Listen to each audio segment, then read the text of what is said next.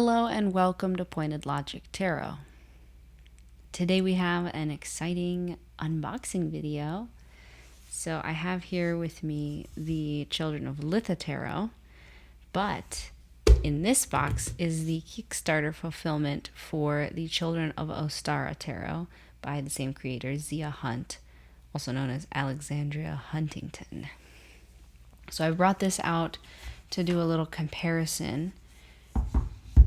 And I have these two divination coins from Zia Hunt as well that the companions of are part of my Kickstarter order.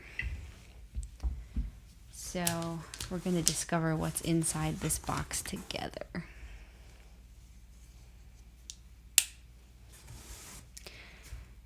I think it's neat. Zia has her own tape that she got printed for this. And this box feels really large for a tarot deck. So to my knowledge, the divination coins and the tarot deck are the only things in here. Oh, come on now. Even with a knife, you're gonna watch me struggle.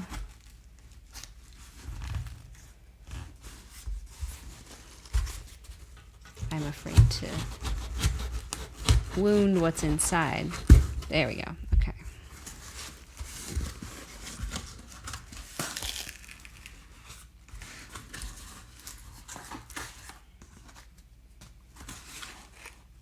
Wow, look at this.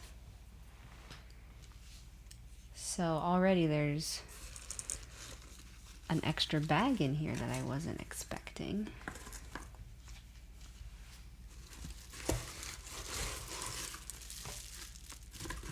Okay.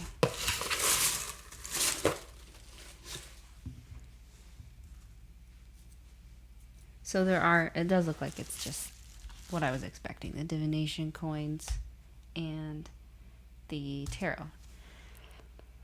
What should we start with? Should we do the divination coins first? It's kind of interesting. So I don't typically use tarot bags, and I was keeping these divination coins plus the geomancy coins and some other ones that I made in this bag.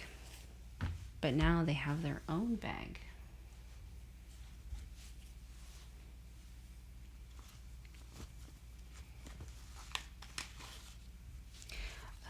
Okay.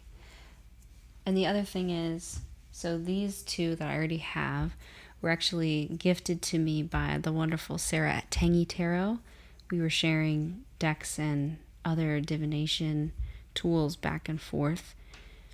And I chose a variety of different colors for these new ones. So I have 3 silver now, 3 copper, and 3 gold, or 2 gold. So these ones already existed prior to this most recent Kickstarter, but these 2 new ones were specific to the Kickstarter and are element coins.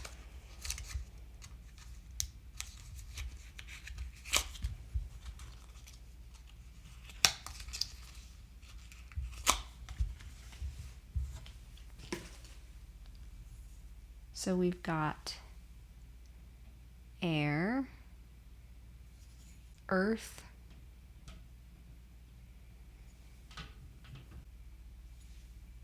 water, and fire.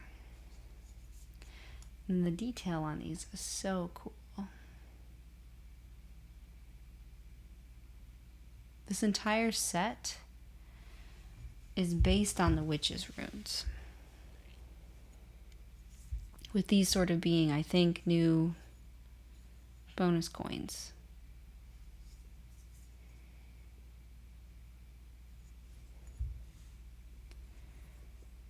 And this one is the sickle and the harvest, or like the reaping and the harvest, the heart and the eye. And then the other ones we have here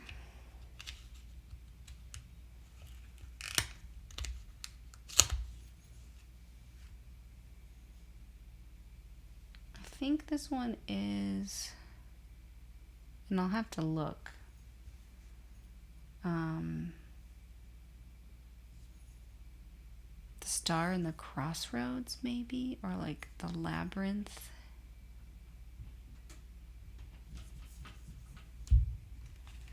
This one is the fox and the hare,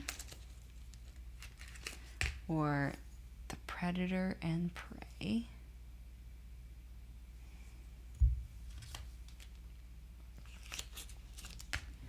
Here we have the crow and the snake, or the Ouroboros. And then finally, the sun and the moon.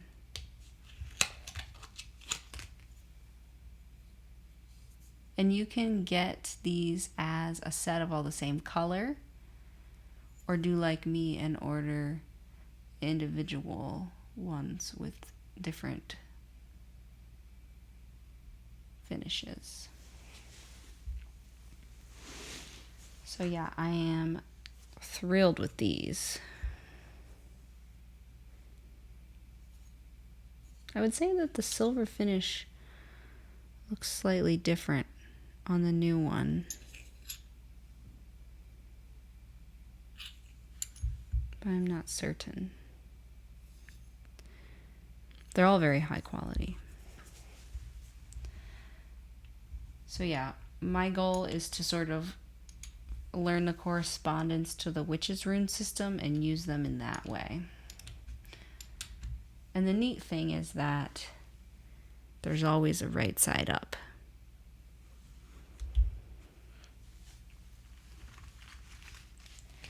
And this is a really cool bag that shows the crow coin.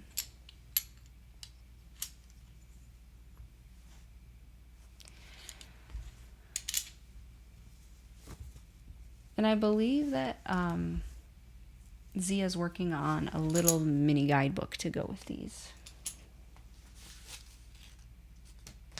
Okay, now on to the main event, the Children of Ostara tarot deck.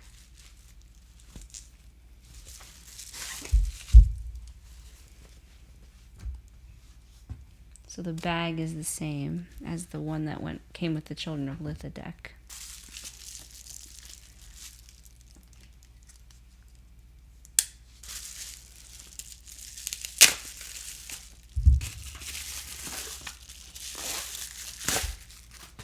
Ooh, and it comes with a sticker, which there was one. So I didn't back this one on Kickstarter. I ordered it from her shop, but when I ordered it, it did come with the same sticker, but in red. So that's kind of fun.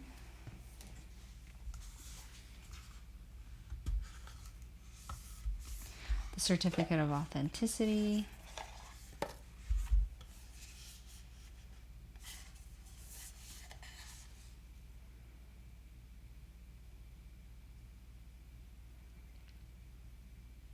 And all of the poetry in the guidebook and box and things is written by Zia as well.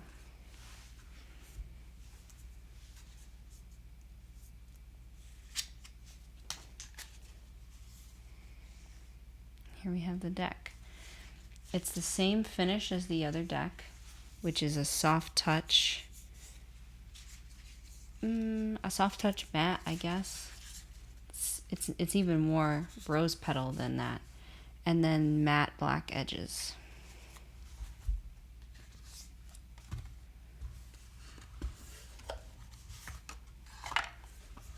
And then here's the guidebook,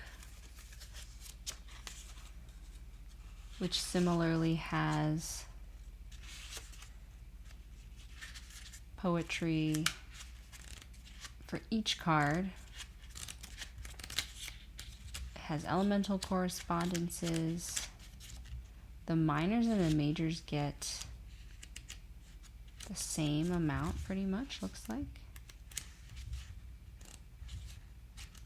Yeah, I am super excited to read this, because the other thing I'll say, the Children of Litha Tarot, it's like fun and fine to just straight out use out of the box, but the guidebook offers a ton, and there's so much layered meaning in that deck, so I'm excited to see this one as well.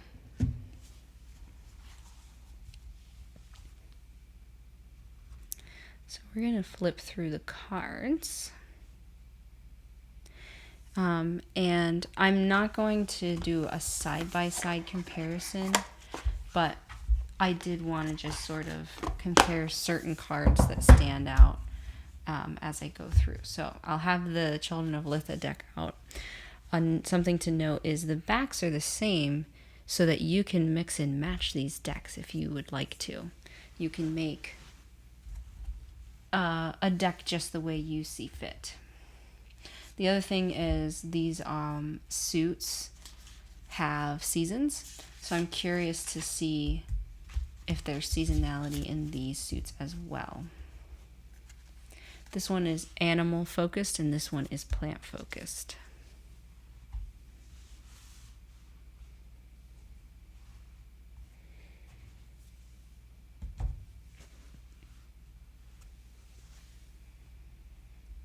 And each card has a different plant. So this one's the dandelion and it's the Fool. The Magician.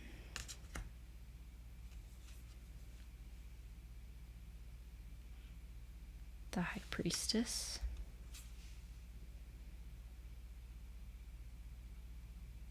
The Empress. That's fitting for the Empress.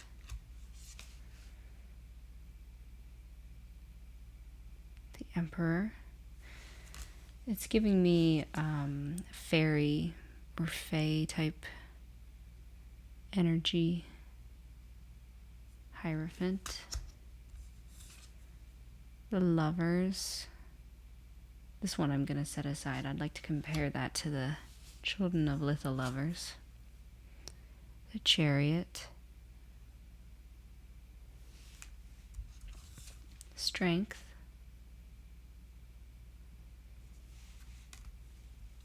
Ooh. The Hermit. I love the Hermit's leaf beard. The Wheel of Fortune. This is another one I want to compare. It's interesting, Litha's at the top still. I kind of was wondering if Ostara would show up at the top on this card. It's beautiful. You can see an evolution in Zia's art as well. Incredible level of detail. Justice. With the Rudbeckia. Black-Eyed Susan. The Hanged One.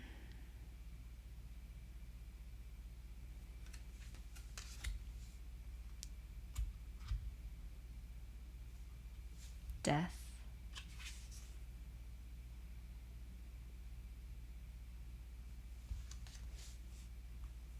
Temperance.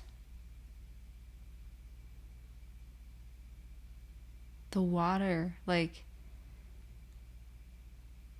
it creates an interesting geometric effect. The Devil. Oh, this is another one where I want to compare, because I think the other one is a dragon on a pile of coins as well.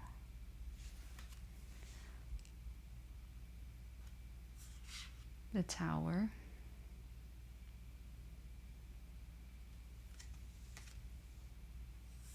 The Star.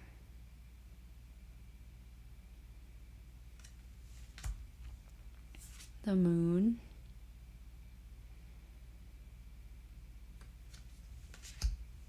The Sun. Ooh, I love this Sun card here.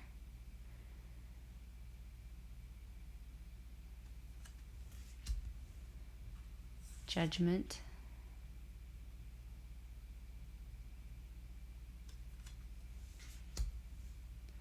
the world.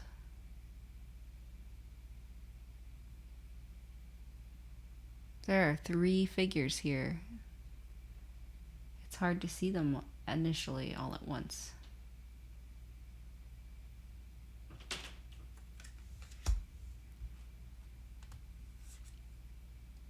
All right, we're on to the cups.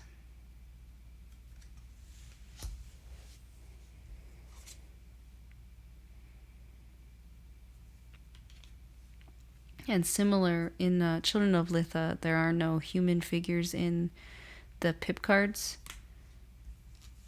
This one is similar, where it's just the plant.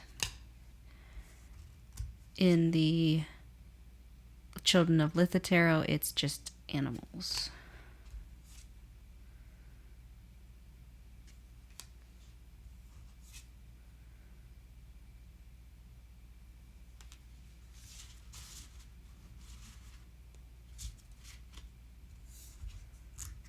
Oh, it's interesting that the bleeding heart is the 8 of cups. I would have thought that might be a 5 of cups.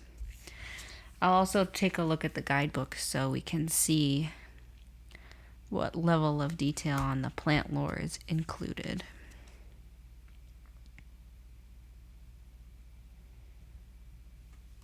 Okay. And then, like the Children of Litha tarot, so the majors are sort of like plant, human, fantasy creatures. In the Children of Litha, it was animal, human, fantasy creatures. And then in the quartz, they're all just humans. But still with a unique plant element, looks like, on the cards.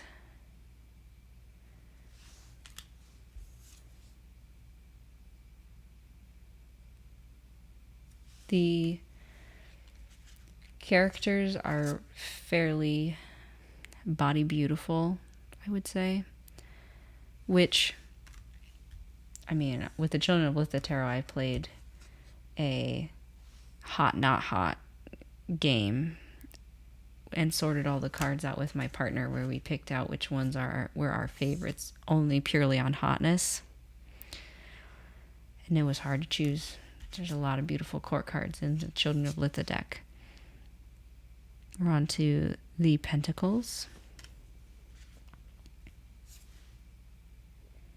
Look at the bees. I think this is Queen Anne's lace, potentially, which is in the carrot family. You can see the roots there. Ooh, the scarecrow is cool.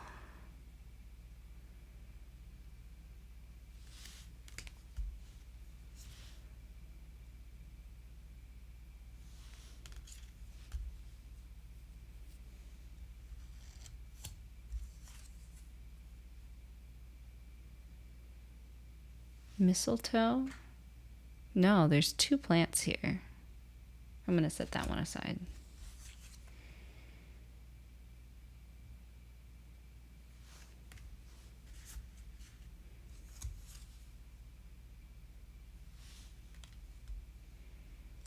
Symbology in this one's interesting. Ooh, and I love this one.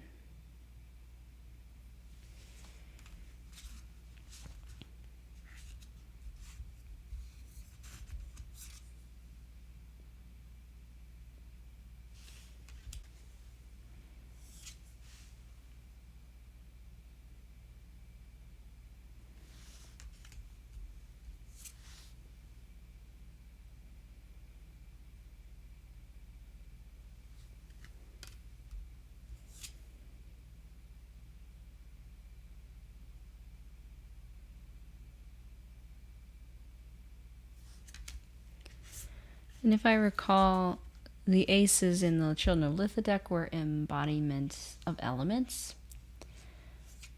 I should probably pull out the aces so we can compare those as well.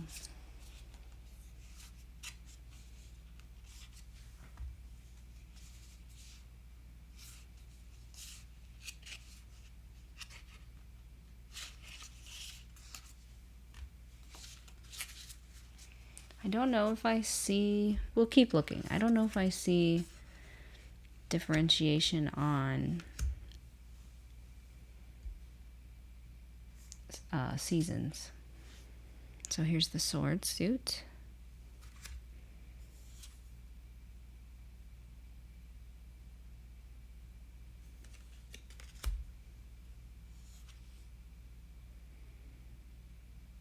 Very interesting. I was wondering if it would show an animal stabbed, because again, this one is the plant deck. We're going to set that one aside too.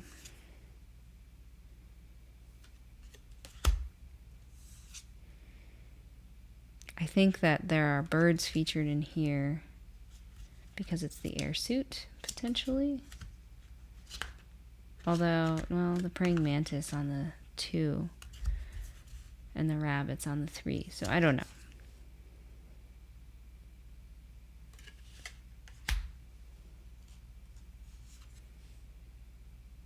All right, I'm going to set this one aside too. It's a cuckoo bird.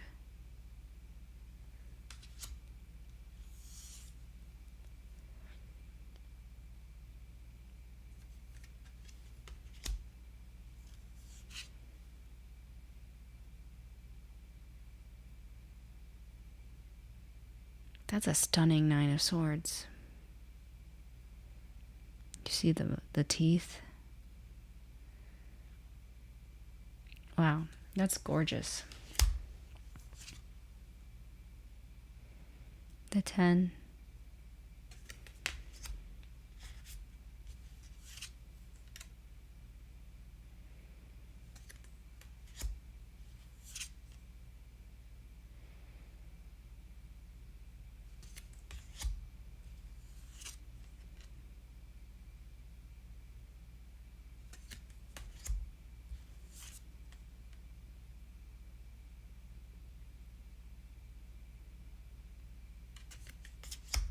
And we're on to the wand suit.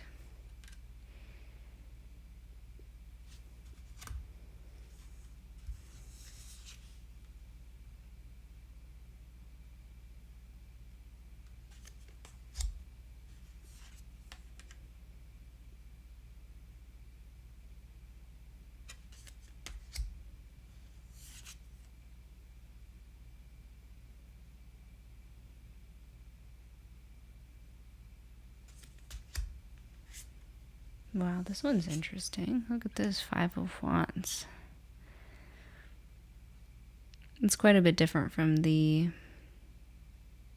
5 of wands in the Children of Litha deck.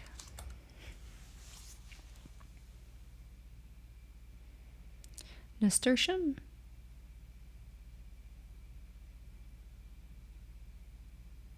I have another deck with nasturtium in it. It's an oracle with a keyword warrior princess. Interesting to see it in the 6 here. Ooh, chili peppers. I'll have to look up what kind. I wonder if it says in the guidebook. And also just like botanically, the level of detail in these plants. Zia could absolutely be a scientific illustrator. The accuracy here is incredible.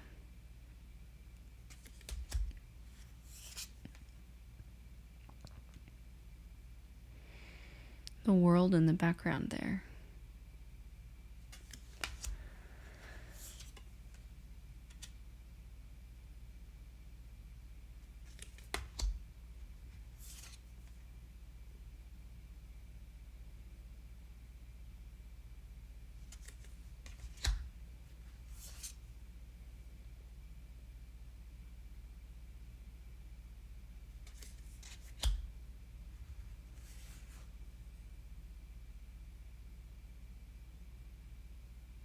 Wow.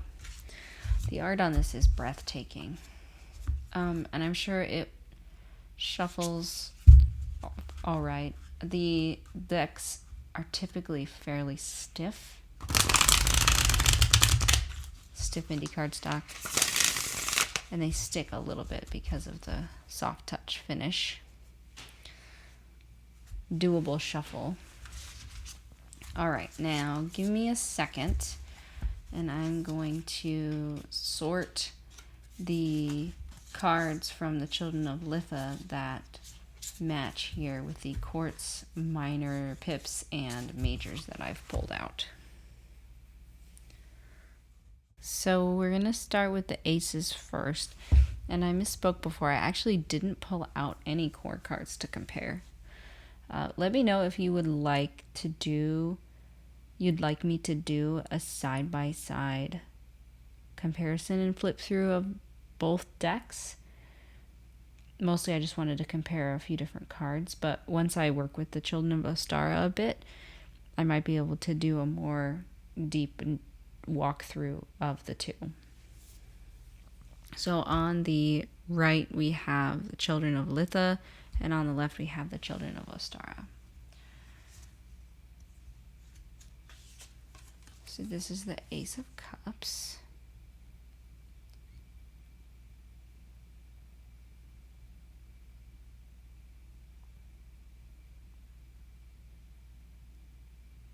It's very interesting to take a look at the two.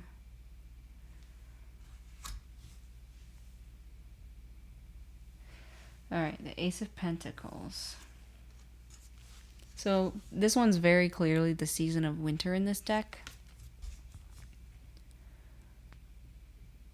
I don't know about this one. There is like little specks that could almost be snow, but it just seems so green and vibrant that I'm not certain if it's got the same seasonality.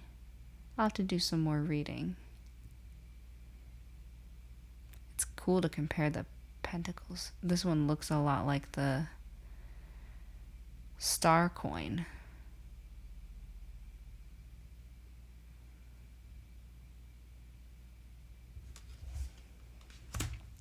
Here we have swords, and in this deck it's tied to autumn, which I've always viewed the pentacles instead of the swords as autumn and swords as winter.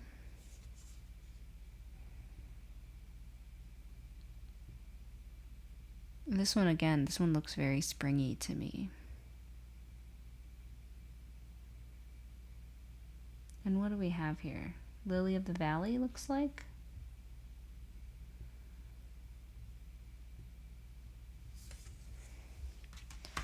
And then very clearly the fire suit in both.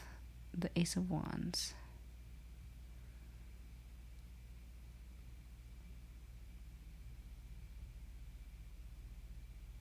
They both have the scepters with the red orb on top.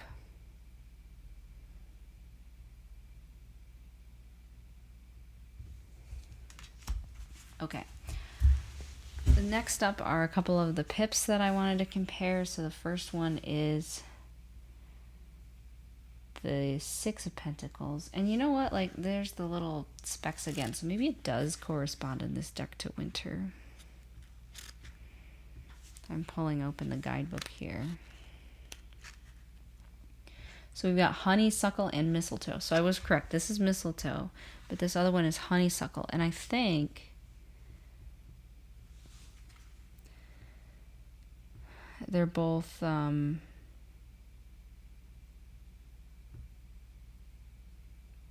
parasitic plants. I'm not sure. I know that the mistletoe is. Honeysuckle is an invasive species in many areas. And when I say that, I say there are specific species of honeysuckle. So where I live, there's a native species of honeysuckle and an invasive species of honeysuckle. So this says,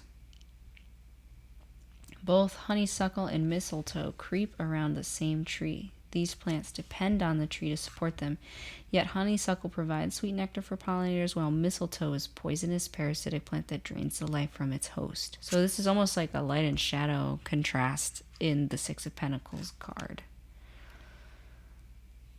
It has a honeysuckle meaning and a mistletoe meaning.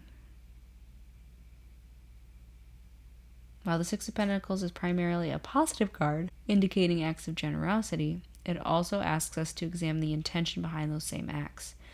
Some give out of kindness and ask for nothing in return, like the tree. Some give back what they can to a mutual benefit, like the honeysuckle. Some, however, only take parasitically, like the mistletoe. It's important to ponder: when you give, are you doing so freely? When others take from you, are they taking sustainably? It does not name the species of the tree, but that makes sense since it's not the focal point. And here's the description amount. So I did not read the poem. I just read these two sections. And then there's also honeysuckle meaning, keywords, mistletoe keywords, upright and reversed. And in this one, we see that the cardinals have a perch to their benefit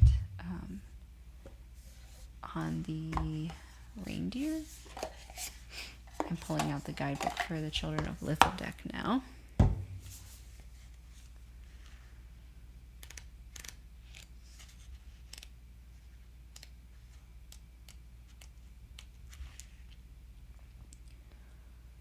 We can only truly appreciate the value of charity once we have lost something ourselves. After the fear and helplessness of the 5 comes the warmth and generosity of the 6 of Pentacles. This card depicts a reindeer amidst winter, letting the cardinals rest atop his antlers and partake the last of winter's fruit.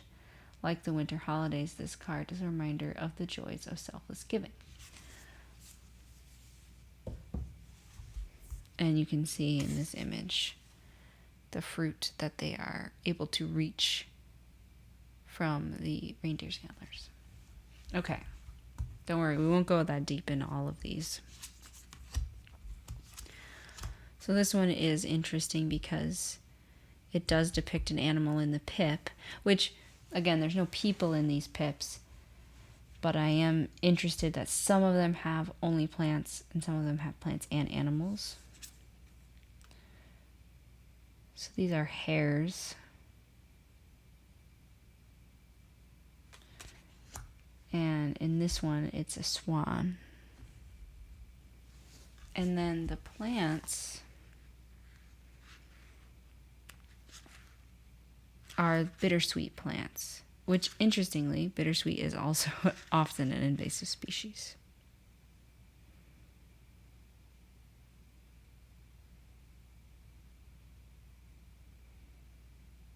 The bittersweet has ensnared this rabbit, and this one is safe but sad, according to the guidebook.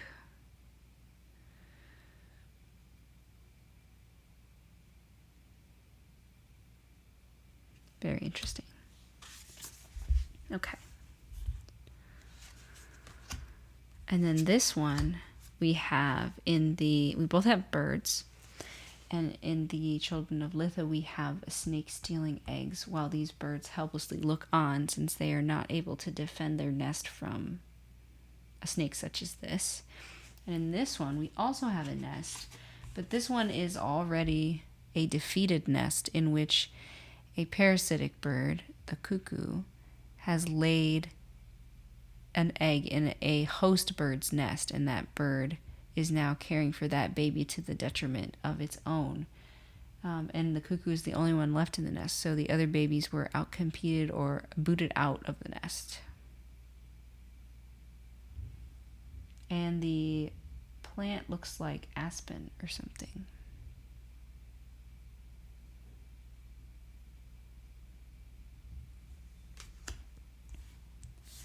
Okay, and then this one, I feel like the 5 is fairly straightforward here. Tigers fighting.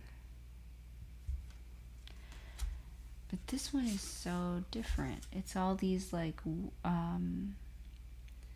spooky hands reaching up at this fruit. And I cannot immediately identify that plant.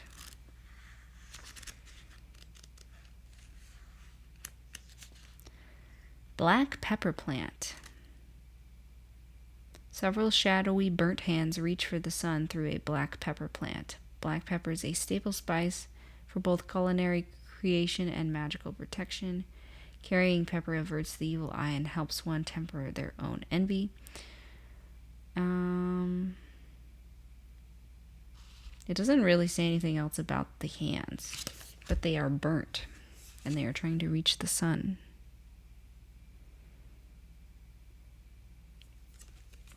Okay, and then I wanted to look at some majors. These are the lovers, and they just, these have a lot of similar symbolism. So they each have a tree, they each have a snake, and they each have two people in an embrace. And this one looks like it has blue fire or something. This one has like very clearly like your typical orangey yellow fire. So that's interesting.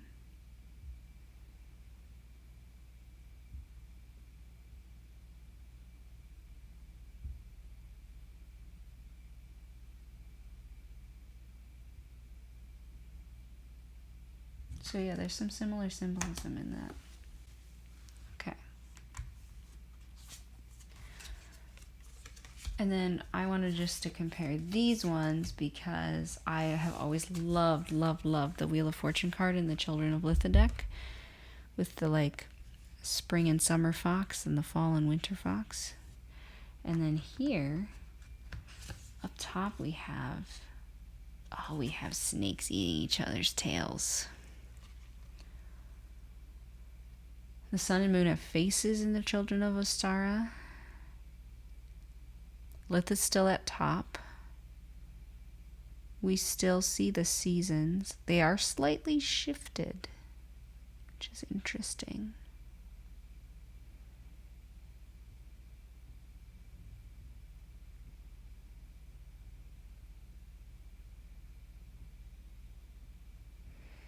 Like I would say in Imbolc here, it looks slightly more like spring is a little bit sooner. But there are also more clear delineations in this one between the branches here. Segments that follow the wheel's lines. In this one, it's more 4 seasons. And let me flip them over so you can see the snake and the fox on the bottom here.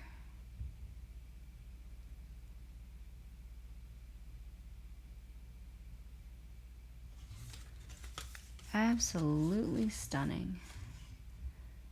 I am enthralled. And like, look at the, and I'm sorry for the shaky images up at the camera, but look at the little details all the way around the sun and the moon here. These leaves, space looking, florals, just absolutely stunning. They look like they're similar, if not the same designs, but just not colored in or more sepia tones. Like, I could stare at these all day. Like, I want giant posters of both of these. Okay.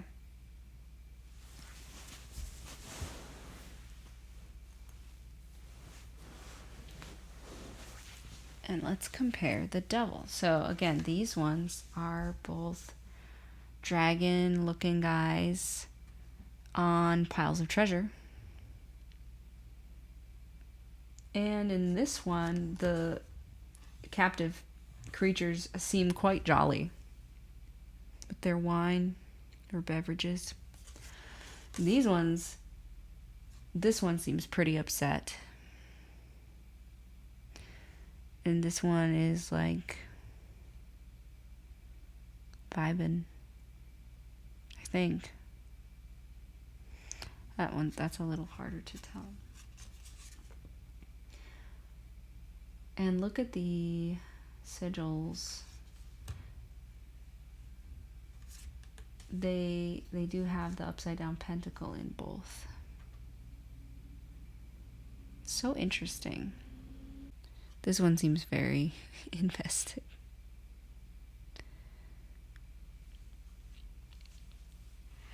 But yeah, those are a few sample cards of each deck. And I'm still thinking about how I want to use these together. Obviously, I need to work a little bit with the Children of Ostara to see how it fits or relates. We could do maybe light and shadow readings or flora and fauna readings, spring and summer readings. I will certainly use them in their appropriate seasons a lot, but I tend to use decks like this outside of their seasons as well.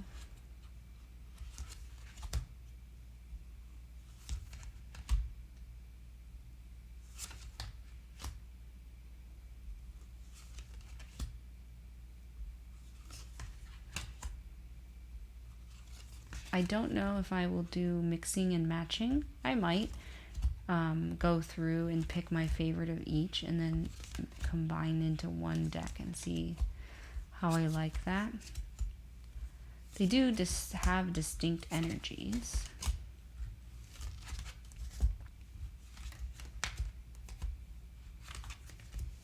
Or I might be like, okay, I really like the pentacles in this deck, but the cups in this deck, or something like that. And I know that Zia Hunt is planning to do 2 more tarot decks and then 4 oracle decks. So the tarot decks are season specific. So this one is summer, this one is spring, and then we'll have fall and winter. So a Children of Mabon and a Children of Yule. And then I don't know what the oracles will be called, but those will be the cross-quarter oracles. Imbolc, Lunasa, Beltane, and Samhain. And I also don't know if the oracles will have mix and match backs. I think they are supposed to. But yeah, I'm just going to focus on savoring this one. I highly recommend you check out Zia's socials. Zia has a podcast and also live streams on Instagram. I haven't watched them in a hot second because I deleted Instagram. But when the Kickstarter was going on for this new deck, Zia was doing some comparisons and talking about sort of the correspondences and the layers in this, and I was just so impressed by the research and detail. And there's even a little bibliography at the back of the guidebook with some details on more information on flowers, herbs, and flower meanings. Let's see if there's anything else in the guidebook I should share.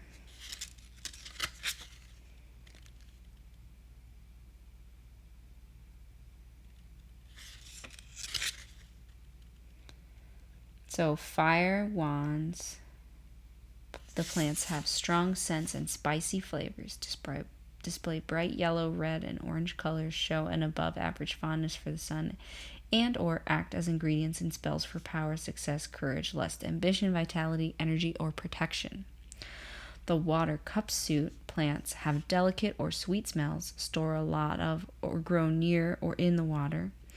Bear sweet juicy fruits, have deep blue, violet, or pink colors, and or act as ingredients in love, healing, friendship, attraction, glamour, and relationship spells. The air sword plants have sharp scents and bitter flavors, can be used as incense, poisons, or medicines, display prominent yellow, white, or light blue colors, and or act as ingredients in spells bestowing mental clarity, rest, psychic power, awareness, mental acuity, travel, or problem solving. And finally, the earth pentacle plants have earthy, musky scents, can be used as mild tasting but filling foods, wheat, corn, oats, Prominent green, brown, or gold colors are below. Ground-bearing foods, think root vegetables, and or are used in spells for money, grounding, employment, prosperity, domestic life, or physical health. So, a ton of thought has gone into this, and I cannot wait to dig in. This is probably going to be one of my deep dive decks for 2025, but I will certainly not neglect the Children of Litha deck or the divination coins, which I'm very excited to dig into. I think I might keep these separate from my other set of divination coins. I usually use them all together, but I kind of want to do some more reading on witches' runes and experimenting with this one. And I don't know if or when a little mini guidebook will come out for that, but I do know on her website, Zia has little descriptions for each side of the coin. So you can get started right from there. And I've copied and pasted those into my notes for reference to get started right away. But yeah, so that is the Children of Ostara deck, which I know will become available in Zia Hunt's shop at some point. And the Children of Litha deck is already there and available. And Zia is making a whole set, so it's pretty cool and really well done. Thanks so much for watching, and take care.